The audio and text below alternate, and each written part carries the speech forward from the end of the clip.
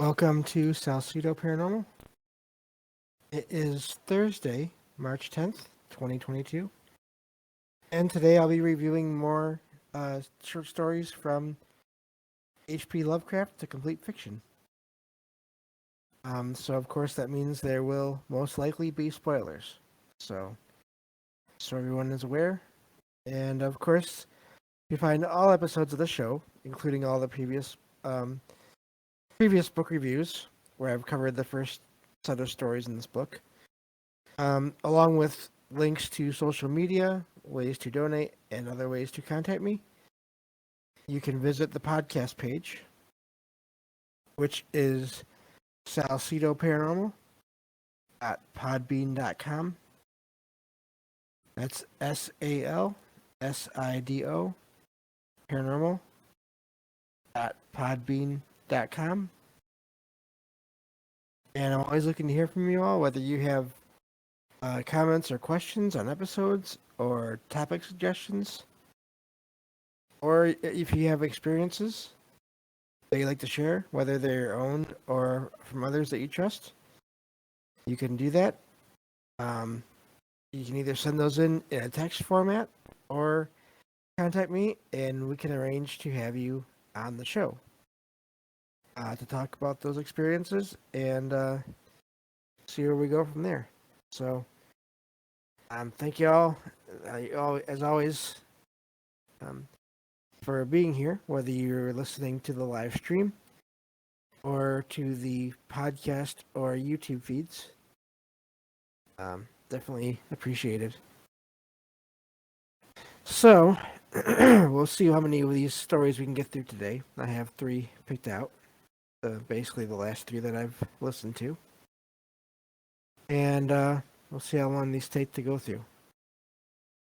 Let me see here. Just gotta find my place. Okay, and then. Alright, so the first story I'm going to talk about is called, let me see here, The Whisperer in the Darkness. And so this story features, or is told by a character named Albert N. Wilmarth. So Albert, who is an instructor of literature at this college that is featured in a lot of Lovecraft stories in Arkham, Massachusetts. And so starts out with these newspapers reporting strange things that are seen floating in the rivers during a historic flood in Vermont. Albert becomes basically involved in this controversy regarding what they could be, whether they're real or significant, and he sides with the skeptics, talking about old legends and folklore about monsters living in the hills that abduct people that go too close to their territory. But then he receives a letter from a man named Henry Wentworth Ackley, who lives in an isolated farmhouse near Townsend, Vermont, who says that he has proof to convince Albert that basically he has to stop questioning the existence of these creatures. And a lot of the story, it revolves around correspondence between these two, the narrator Albert, and then the person sending the letters back to him, who is Henry. One of these letters includes an account of an extraterrestrial race chanting along with humans in worship of several different beings, including Cthulhu, which is one of the old ones. Um, and so then there's another one that they mentioned that I can't pronounce, who is another one of these elder gods or old gods, who was said that this other one will put on the semblance of men and wear a mask and a robe that hides their true features. But then at some point, some of Akeley's messages start getting intercepted by basically agents of this race, or at least of some race. It's not even really. He doesn't know what they are. And it goes so far as to where there's gunfire exchanged, and which ends up leading to the death of several of his guard dogs. And this is another thing in the story. He keeps on getting these guard dogs to defend against all these supposed, at least to Albert's supposed attacks. Later on, Akeley reports that he apparently killed members of this race, describing them as having this strange green blood. And he talks more about what's going on in those letters, but then eventually changes his mind about these creatures, saying that he met with one of them and has learned that they're peaceful. They're just worried about humans apparently encroaching on land where they're hiding out.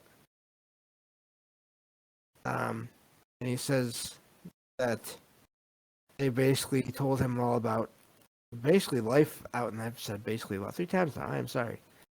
But talked about other planets and other worlds and other parts of the universe.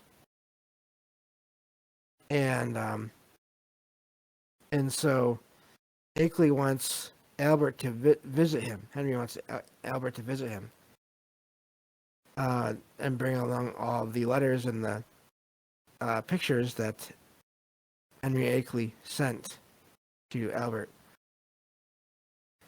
So even though at this point Albert has been freaked out by all the strange letters, he still agrees to go. And he finds Henry Akeley in basically to be really ill, to where he can't even move.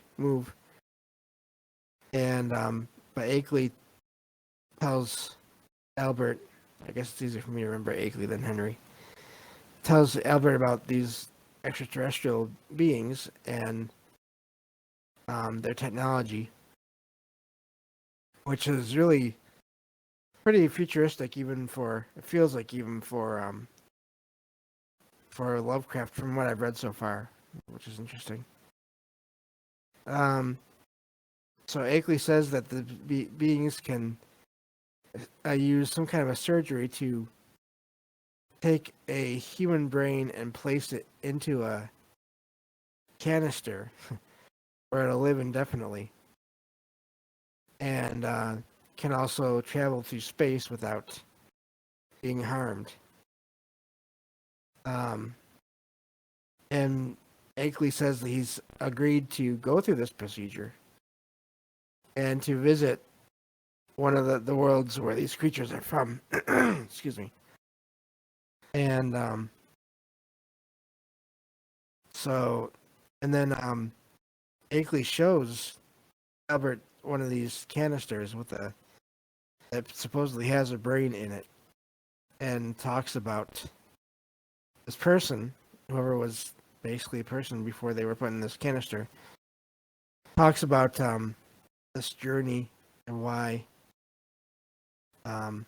it's necessary for this process to happen, and why Albert should go with them. to this species outpost, which is on the edge of our solar system on Pluto, which is a world that I believe it used to be considered a planet for a while, and then it wasn't. I'm not sure what the current status is now. And all this, of course, makes Albert uneasy, and but Albert stays the night at Akeley's house, and that's where Albert overhears this conversation between several voices, saying basically really ominous things about the human race in general, and about Akeley, and about Albert himself a little bit. So he gets up to investigate, and he finds that Akeley is not there, but the robe that he was wearing is still there in the chair. And then, of course, Albert looks more into this chair, and finds pretty much the remains of Akeley's body. And so he flees the house, stealing Akeley's car. And when the authorities come there the next day, they find that the house is basically just shows evidence of this gun battle between the Akeley and these aliens. But of course, they just see what evidence of a gunfight. And excuse me, they don't find any evidence though of these creatures being there, which is strange because before they would leave strange prints on the ground. That's that one thing this summary doesn't mention. Excuse me. So as the story ends, Albert talks about is basically describing this whole thing. And so that's basically the story. That Akeley was turned into one of these canister, basically a living ghost in the machine, in a way. It was really, really creepy. So yeah. Oh, interesting. Hello everyone in chat. I see you there. And no worries, Derek. Thank you for being there. Just to listen. Yeah, Lovecraft.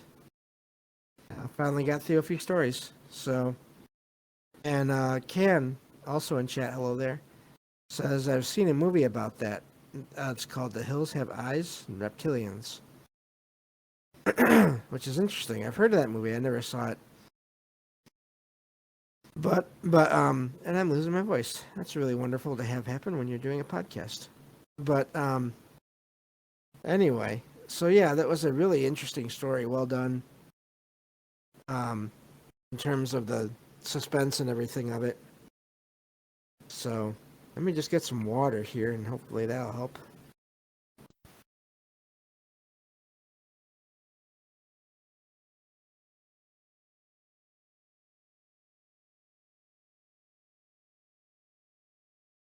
I don't know what's going on. Oh well, I'll get through it. I've got another 2 stories to review here, and then we'll go from there.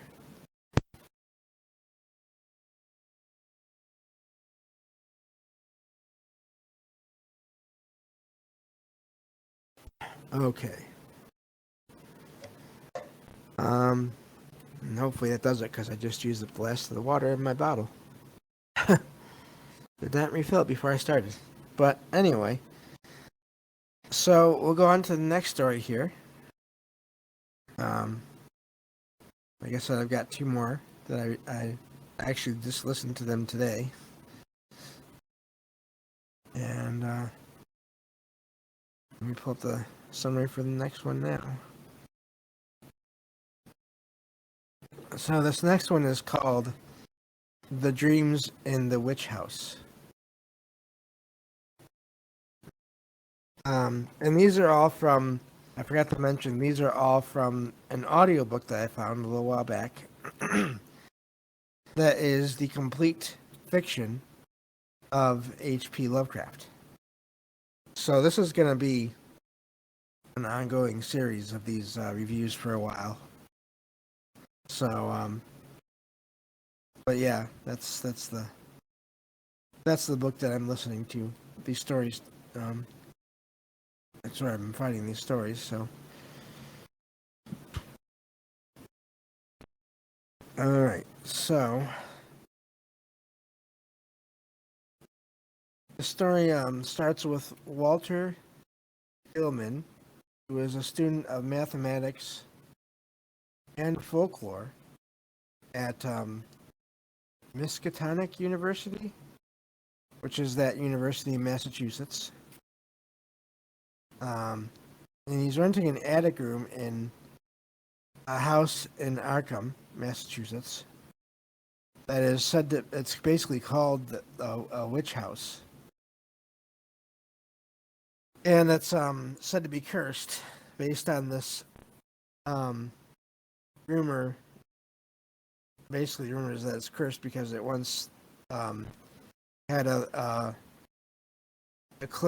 accused witch whose name was Keziah Mason, who disappeared mysteriously from a Salem jail in 1692. Gilman finds that for almost 2 centuries, many of the attic's occupants have died under mysterious circumstances. It's quite the thing to find out after you move in there.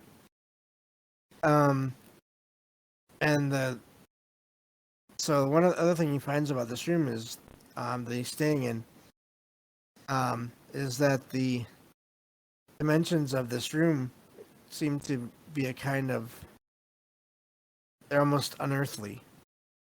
And it seems like they're strange, almost paranormal, even without anything else happening. And Gilman wonders and has this idea that the structure can make it possible for travel from one plane of or dimension of existence to another. Which is interesting considering he starts having dreams, bizarre dreams, where he seems to float without a physical form through a otherworldly area of more of that, they call it unearthly geometry and strange colors and then and sounds. So, and a lot of this is really hard to describe in a short summary. A lot of it is just you have to read it to get all the details of it. But in this, these dreams, he starts to sense shapes that he recognizes as beings that are appearing and disappearing, and at random. And then several times, when he's in these dreams, he encounters spherical bubbles as well as a rapidly changing polyhedral figure. They're both appear to be sentient. It says sapient. I wonder if they mean sentient or I guess maybe humanoid. Gilman also has nightly experiences and dreams about Keziah and her basically this other being that is has the body of a rat, but then the human face of a human, and it's basically this. Keziah is familiar. His name is Brown Jenkins, which he feels like they're not dreams at all. So a lot of the story does revolve around dreams and or dreamlike experiences. So after a while, he has this another dream where he's taken to a city of the elder things, which I'm wondering if that is referring to the old ones, or at least something similar, and even brings back evidence that he's been there. A miniature statue of one of these creatures that he accidentally breaks off from a balustrade. I think I'm wondering what that is. I should look that up. But basically part of another statue, I'm guessing, part of a building. Now the statue is made of unknown materials and a strange strange materials basically. A strange mix of metals.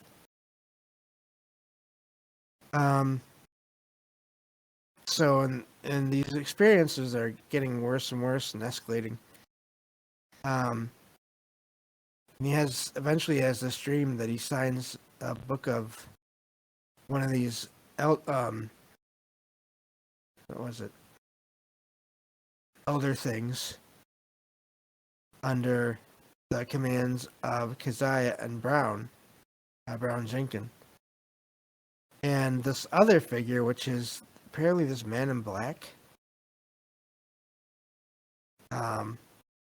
And he's later taken, Gilman is later taken to this throne at the center of chaos by the group, and forced to be a witness and an accomplice in a way to kidnapping an infant out of the strange city. And when he wakes up from this dream, which is just terrifying, he finds that he has mud on his feet. And then let me see here. He finds news of this kidnapping. He finds news of this kidnapping in the city's newspaper. So that's interesting. It's almost like a mix of the dream world and the real world. Eventually, Gilman dreams that both Keziah and Brown Jenkins are basically, they end up sacrificing this infant in a ritual. Now he stops Keziah by strangling her, but of course Brown Jenkins ends up killing the infant. This is Lovecraft, so it's dark stuff. To finish the ritual, and then that's when Gilman wakes up as Brown Jenkins escapes. And as Gilman wakes up, he hears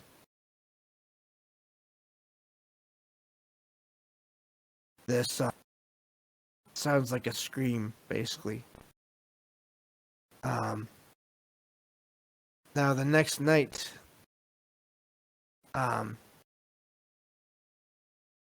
neighbor, basically another tenant of the so basically another a roommate kind of, or another person that's living in this house, Gilman tells Frank Elwood about all this. The next night, Elwood suddenly sees Brown Jenkins eating its way out of Gilman's chest. So, of course, that ends Gilman, basically, I believe. And then the rest of the story is about how everything goes downhill for this house from there.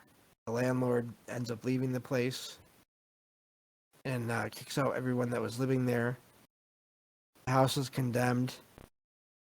Later, an intense storm ruins or breaks the roof open and sends it down into the rest of the building partially. Um, Workmen that were sent there to just bring the building the rest of the way down years later find Keziah's skeleton and her books on dark magic. There's another space between the walls that's found filled with bones. And not only that, but it looks like children's bones. And an ancient knife and a bowl made of some metal that scientists are unable to identify. Now, both of these knife and the bowl were present in the dream about the ritual. Just an important note there. And then there's a strange statue that is also found of this star-headed elder thing. Oh, so they're elder things from Gilman's dreams. And all these items are put on display in the university, this museum there. And let's see here. There's also one other thing that's found in this place is a skeleton of a deformed giant rats with hints of human or primate anatomy as well. So it's almost like the ghosts of these beings were haunting his dreams in a way. And excuse me. So the demolition workers basically go back to or once they get done with this demolition work, they go to a nearby church to kind of just because they're so glad to be done and out of that property, and that's where that story ends. So it's a really wild story. Of course, like I said, really dark, but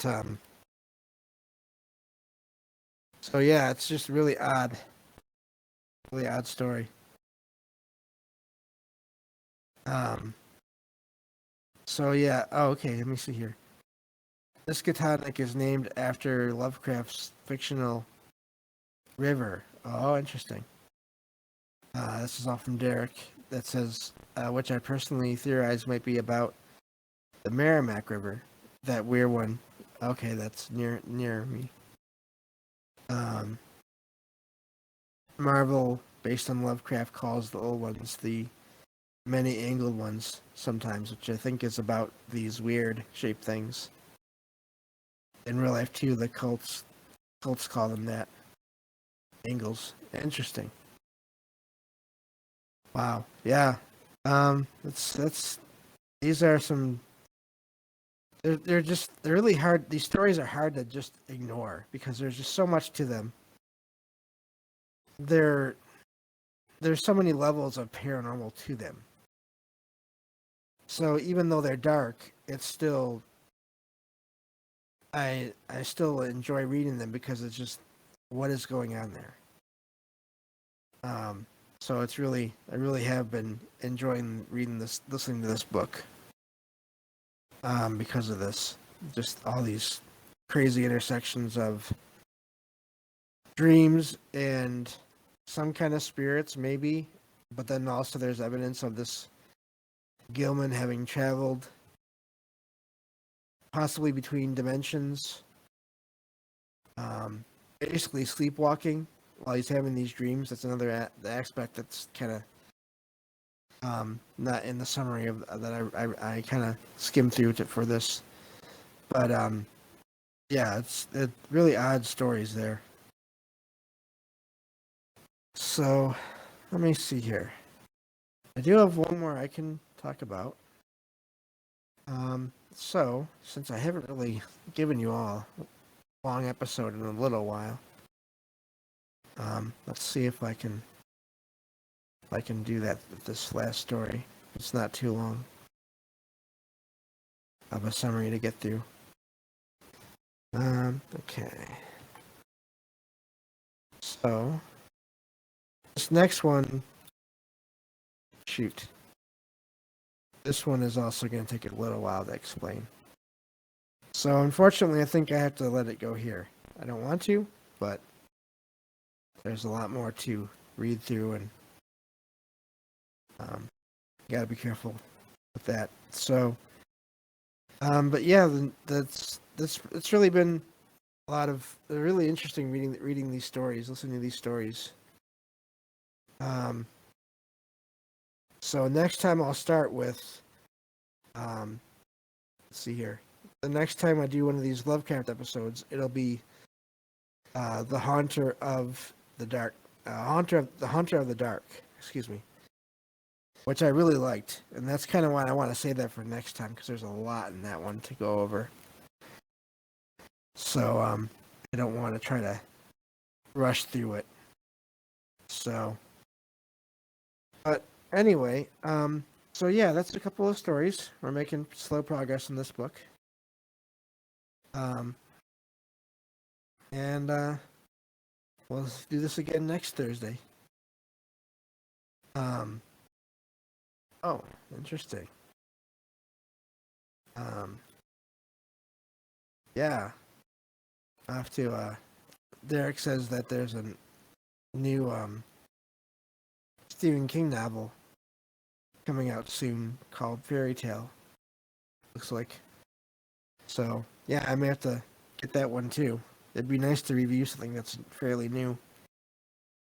If I can get it and then have it reviewed like within a month of when it comes out or whatever. So, yeah, thank you all for being here. And now tomorrow night will be the first in either a 2 or 3-part series. I'm not sure yet. I think 3-part series on mountains and the paranormal. And also, I have a little announcement here. Whenever it is possible, whenever it works out for the scheduling for this other person I'm going to mention here, I will have a recurring guest on Fridays whenever they can make it. And that will be Jen H., who has been on the last couple Fridays. Again, it's nothing, there's no pressure on her. I've already told her that she's welcome whenever she can make it, and no problem when she can't. But yeah, so I've basically invited her to be on the show on Fridays from now on. So, yeah, that should be a lot of fun. And yeah, I'm looking forward to the mountain episode. I found about 7 articles I still have to listen to tomorrow for that. Tomorrow we're going to cover western part of the U.S. And then next Friday will be the eastern. And I think the week after that will be just mountains around the world. I have a couple articles that kind of go over all different places. So yeah, looking forward to that. Fridays are going to be, I think they're going to be they're going to be more interesting, just as they have been for these last couple weeks. It's been great having Jennifer on the show, and it'd be great to have her on more often. So thank you all for being here, and I'll talk to you all tomorrow night on the next episode of Salcedo Paranormal. Take care.